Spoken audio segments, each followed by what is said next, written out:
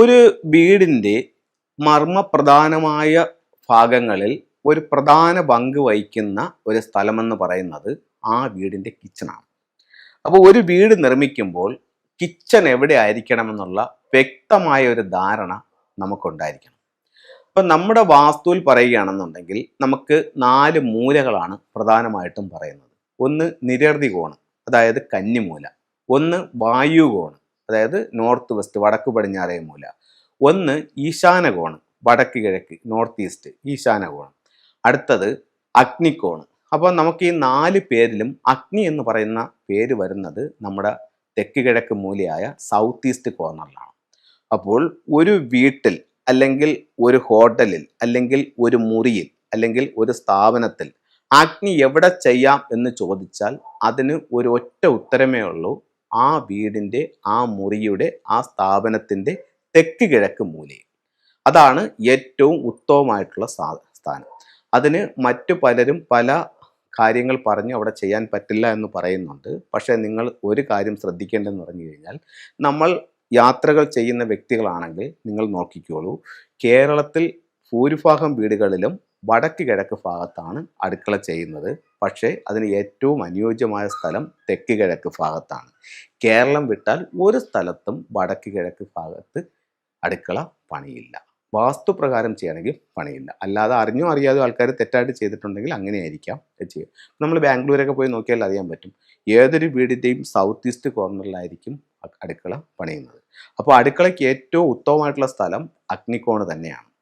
ആ അഗ്നിക്കോണിൽ ആ തെക്ക് കിഴക്കേ മൂലയിൽ നമ്മൾ അടുപ്പ് അല്ലെങ്കിൽ സ്റ്റൗ വെച്ച് നമ്മൾ പാചകം ചെയ്യുകയാണെന്നുണ്ടെങ്കിൽ നമുക്ക് ഒരുപാട് നേട്ടങ്ങൾ നമ്മുടെ ജീവിതത്തിലേക്ക് കൊണ്ടുവരാനായിട്ട് ഈ ഒരു ഒറ്റ സംഗതിയിലൂടെ തന്നെ സാധിക്കും. ചിലർ ചോദിക്കും, സാറേ എൻ്റെ വീടിൻ്റെ വാതിൽ കിഴക്കോട്ടായിപ്പോയി, അപ്പോൾ ഫ്രണ്ടിൽ വരത്തില്ലേ അടുക്കള, അതുകൊണ്ട് ബുദ്ധിമുട്ടില്ലേ? ഒരു ബുദ്ധിമുട്ടുമില്ല. കിഴക്ക് ആ ഭാഗത്ത് നിങ്ങൾക്ക് അടുക്കള വന്നു കഴിഞ്ഞാൽ നിങ്ങൾക്ക് ഒരുപാട് മാറ്റങ്ങൾ ജീവിതത്തിൽ ഉണ്ടാവും എന്നുള്ള കാര്യത്തിൽ യാതൊരു സംശയവുമില്ല. അപ്പോൾ അടുക്കളയ്ക്ക് ഏറ്റവും പറ്റിയ സ്ഥലം തെക്ക് കിഴക്ക് ഭാഗത്താണ്. ഇനി അപ്പോൾ അങ്ങനെയാണെന്നുണ്ടെങ്കിൽ ഈ അടുക്കളയിൽ നമുക്ക് സിങ്ക് എവിടെ വയ്ക്കാം എന്നുള്ളതാണ് രണ്ടാമത്തെ ചോദ്യം. സിങ്ക് നമ്മൾ എപ്പോഴും വെക്കുമ്പോഴും ഈശാന കോണിൽ ആയ വടക്ക് കിഴക്ക് ഭാഗത്ത്, അതായത് ഇപ്പോൾ നമ്മളൊരു വീടെടുക്കുമ്പോൾ ഈശാന കോണം എന്ന് പറയുമ്പോൾ വടക്ക് കിഴക്ക് വീട്ടിൻ്റെ വടക്ക് കിഴക്കല്ലേ. അപ്പോൾ സാറിലെ പറഞ്ഞ് അവിടെ വടക്ക് കിഴക്ക് അടുക്കള ചെയ്തു തുടങ്ങും, അങ്ങനെയല്ല. ആ റൂമിൻ്റെ വടക്ക് കിഴക്ക് ഭാഗത്ത് നിങ്ങൾക്ക് സിങ്ക് വയ്ക്കാം. ഫ്രിഡ്ജ് വെക്കുമ്പോഴത്തേക്കെന്ന് പറഞ്ഞു കഴിഞ്ഞാൽ നമുക്ക് ഈ പറയപ്പെടുന്ന നോർത്ത് വെസ്റ്റ് ഭാഗത്ത് വയ്ക്കാം.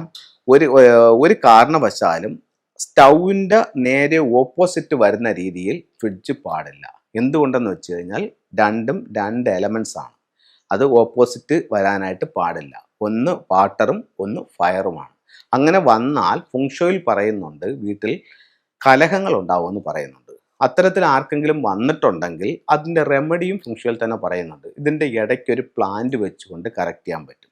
അപ്പോൾ നമ്മൾ പറയുന്നു, സാറേ തെക്ക് കിഴക്ക് ഭാഗത്ത് എൻഡിലാണ് നമുക്ക് അടുപ്പിരിക്കുന്നത്, സൗത്ത് വെസ്റ്റ് ഭാഗത്ത് കോർണറിലാണ് ഫ്രിഡ്ജ് ഇരിക്കുന്നത്, അപ്പോൾ നമുക്ക് എങ്ങനെ പ്ലാന്റ് വെക്കാൻ സാധിക്കുമെന്ന് ചോദിച്ചു കഴിഞ്ഞാൽ നമുക്കിതിൻ്റെ ഇടയ്ക്ക് ഒരു മുളന്തണ്ട് ഹാങ് ചെയ്താലും ഇതിൻ്റെ ബാലൻസിങ് ആവും.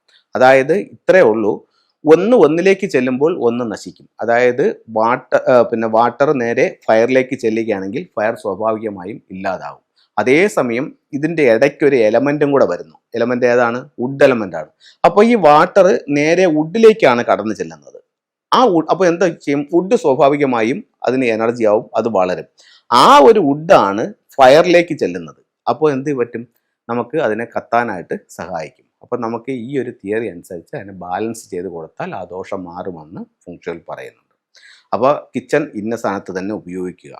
ഇനി പലരും ചെയ്യുന്ന പല വീടുകളിലും കൺസൾട്ടിങ്ങിന് പോകുമ്പോഴായിട്ട് ചെയ്തിരിക്കുന്ന ഒരു തെറ്റെന്ന് പറയുന്നത്, ഇപ്പോൾ തെക്ക് കിഴക്ക് ഭാഗത്ത് കിഴക്ക് ദർശനമുള്ളൊരു വീട്, തെക്ക് കിഴക്ക് ഭാഗത്ത് അവരുടെ കിച്ചൺ പണിഞ്ഞു. ഇതിൻ്റെ വാതിൽ അവർ കിഴക്കോട്ട് വെച്ചിട്ടുണ്ട്. അതായത് തെക്ക് കിഴക്ക് ഭാഗത്ത് വന്നിരിക്കുന്ന കിച്ചൻ്റെ വാതിൽ കിഴക്ക് ഭാഗത്തേക്ക് ഇറങ്ങുന്ന രീതിയിൽ അവർ സെറ്റ് ചെയ്തിട്ടുണ്ട്. അത് വാസ്തുപ്രകാരം തെറ്റാണ്. അപ്പോൾ ഒരു കൺസൾട്ടിങ്ങിന് ഞാൻ ചോദിച്ചു, ഞാൻ മുമ്പൊരിക്കൽ പറഞ്ഞിട്ടുണ്ടെന്ന് തോന്നുന്നു, ഒരു കൺസൾട്ടിങ്ങിന് ഞാൻ പോയപ്പോഴത്തേക്ക് അത് എല്ലാം പക്കയായിട്ടാണ് വാസ്തു ചെയ്തിരിക്കുന്നത്. ഫംഗ്ഷയുടെ കാര്യമല്ല പറയുന്നത്, വാസ്തു എല്ലാം പക്കയായിട്ടാണ് ചെയ്തിരിക്കുന്നത്. അങ്ങനെ നോക്കി ചെന്നപ്പോഴത്തേക്കാണ് ഇതിൻ്റെ കിച്ചൻ്റെ ഡോറ് മാത്രം അവർ, ഇത് വടക്ക് ദർശനമുള്ള വീടായിരുന്നു, കിച്ചൻ്റെ ഡോറ് മാത്രം അവർ കിഴക്കോട്ട് കൊടുത്തിരിക്കുന്നു. അപ്പം ഞാൻ ചോദിച്ചു, ഇതെന്ത് ഈ ഡോർ ഇവിടെ വന്നത്, ബാക്കിയെല്ലാം കറക്റ്റായിട്ടാണല്ലോ ചെയ്തിരിക്കുന്നത്. സാറേ പ്ലാനിൽ ഇത് തെക്കോട്ട് ഇറങ്ങുന്ന രീതിക്കായിരുന്നു, പക്ഷെ മേശിരി പറഞ്ഞു തെക്കോട്ട് ഇറങ്ങാൻ പാടില്ല, അതുകൊണ്ട് മേശിരി അത് കിഴക്കോട്ടാക്കിയതാണ്. അപ്പോൾ രണ്ട് കാര്യങ്ങളുണ്ട്. ഒന്ന്, വടക്ക് ദർശനമായ ഒരു വീടിൻ്റെ പ്രധാന വാതിൽ വടക്ക് നിൽക്കുന്ന ഒരു വീടിന് ഉറപ്പായിട്ടും തെക്കിലൊരു ഡോർ ഉണ്ടായിരിക്കണം. അതൊന്ന്. അപ്പോൾ ആ ഡോർ ഈ വീട്ടിലില്ല. രണ്ടാമത്തേതെന്ന് പറഞ്ഞു കഴിഞ്ഞാൽ ഉച്ചസ്ഥാനത്തായിരിക്കണം പുറത്തേക്കുള്ള ഡോറുകൾ. ഏത് ഡോറും ഉച്ചസ്ഥാനത്ത് ചെയ്യാൻ പറ്റുമെങ്കിൽ ഏറ്റവും നല്ലത്. പുറത്തേക്കുള്ള ഡോറുകളെങ്കിലും ഉച്ചസ്ഥാനത്ത് ചെയ്യണം. അപ്പം ഇതിപ്പോൾ കിഴക്കോട്ട് വെച്ചിരിക്കുന്ന എവിടെയാണ്? അത് നീച്ചത്തിലാണ് വന്നിരിക്കുന്നത്. അതേസമയം അത് തെക്ക് കിഴക്ക് അടുക്കളയിൽ നിന്ന് പുറത്തിറങ്ങുന്ന രീതിക്കായിരുന്നു തെക്ക് വശത്ത് വെച്ചിരുന്നെങ്കിലോ അത് ഉച്ചത്തിലായേനെ. അപ്പോൾ അതും കൂടെ നിങ്ങളൊന്ന് ശ്രദ്ധിക്കേണ്ടതായിട്ട് ഉണ്ട്. പിന്നെ നമുക്കൊരു കാര്യം കൂടെ പറഞ്ഞു വന്നിട്ട്, ഒരു വീട്ടിൽ ഞാൻ കണ്ടൊരു തെറ്റാണ്.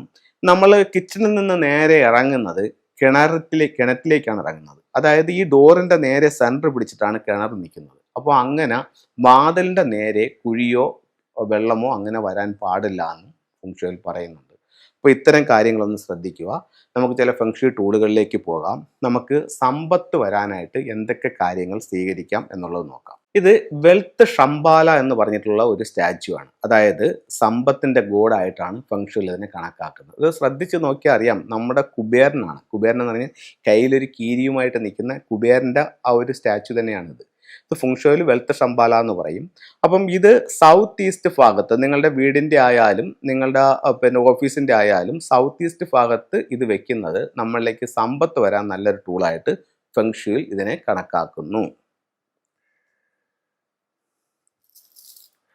സമ്പത്തിനെ പറ്റി സംസാരിച്ചുകൊണ്ടിരിക്കുന്നുണ്ട്. നമുക്ക് സിട്രിൻ്റെ ബ്രേസ്ലെറ്റും സിട്രിൻ്റെ മാലയും ഒന്ന് പരിചയപ്പെടുത്താം. ഇത് നമ്മൾ ധരിക്കുന്നതും നമ്മളിലേക്ക് സമ്പത്ത് വരാൻ നല്ലൊരു ടൂളായി ഫെങ്ഷുയിൽ ഇതിനെ കണക്കാക്കുന്നുണ്ട്.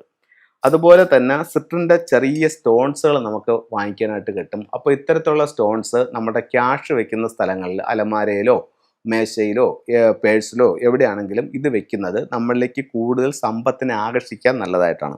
ഇത് 1 പീസ് 2 പീസൊക്കെ വാങ്ങിച്ച് റിസൾട്ട് കിട്ടിയവർ അവിടെ ബന്ധുക്കൾക്കും മറ്റുമായിട്ട് വീണ്ടും വീണ്ടും സാധനങ്ങൾ വാങ്ങിക്കുന്നുണ്ട്. അപ്പോൾ ഇത് റിസൾട്ടുള്ളൊരു സാധനം തന്നെയാണ്. അരോന ഫിഷാണ്.